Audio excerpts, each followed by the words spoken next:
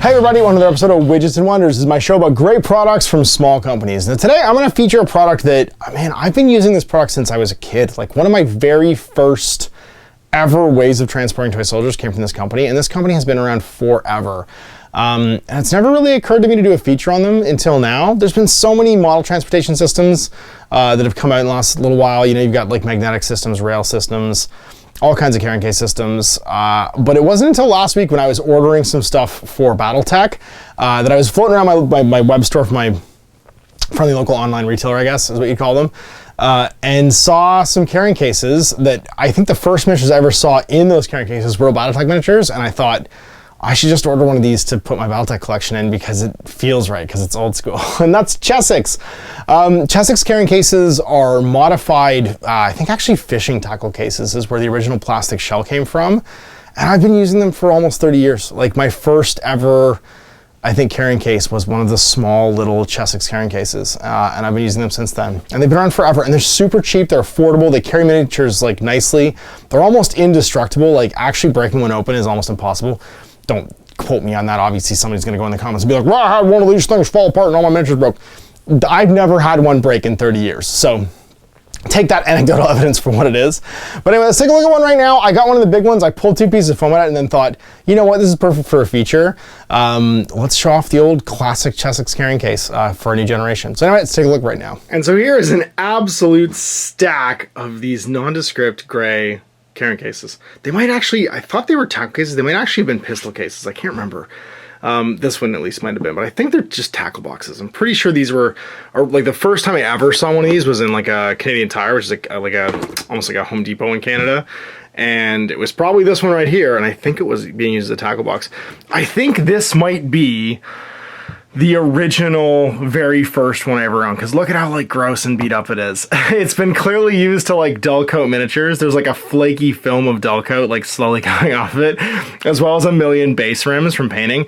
And this was the case that I'm pretty sure I carried across the US in my check luggage to like carry a couple of like painting projects to paint in hotel rooms when I was traveling with Workshop. I'm pretty sure this was the case because it would fit in my bag so easily. This is about like a foot by like maybe 5 or 6 inches.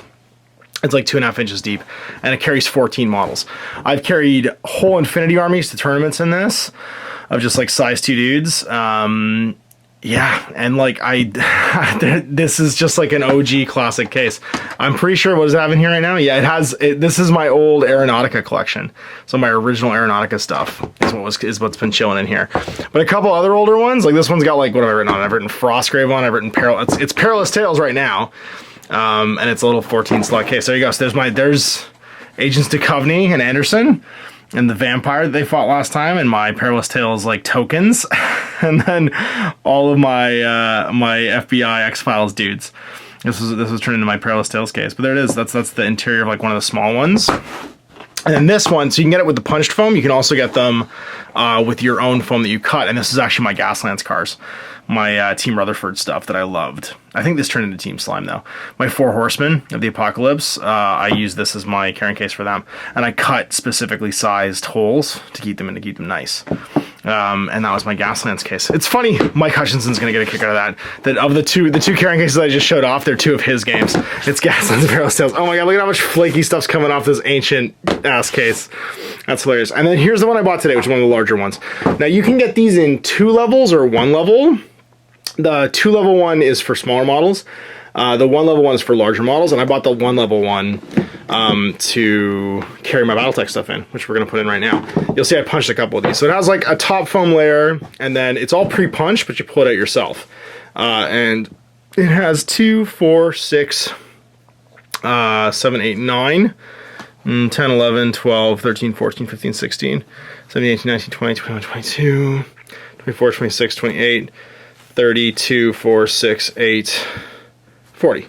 So 40 slots to carry models. It's all laser cut. It's like super easy to pull out. I remember when I was a kid, obviously the technology's come along, because I'm pretty sure they were die cut when I was a kid, and it was not like as easy to pull stuff out. But there's spots for a couple big models and a few smaller models. So for instance, my big old archer and rifleman can sit in here, and then my Warhammer can stand up if he needs to, or he can lay down, one of the larger things. My Marauder can stick in here. And I've got so far 18, 20 So this will be half full with what I've painted so far. So I'll show you how it fits actually after I pull this up. But I'm not gonna try and do it with my left hand because you guys get bored watching me. And so here it is, all ready to rock and roll with all of my mechs put inside. Now I've used a trick here to make larger slots that I used to call seat belting. You cut along one side of a 2-slot in these carrying cases to make a spot for a larger model. But because you leave the piece in there, one, it helps the model keep from rattling around.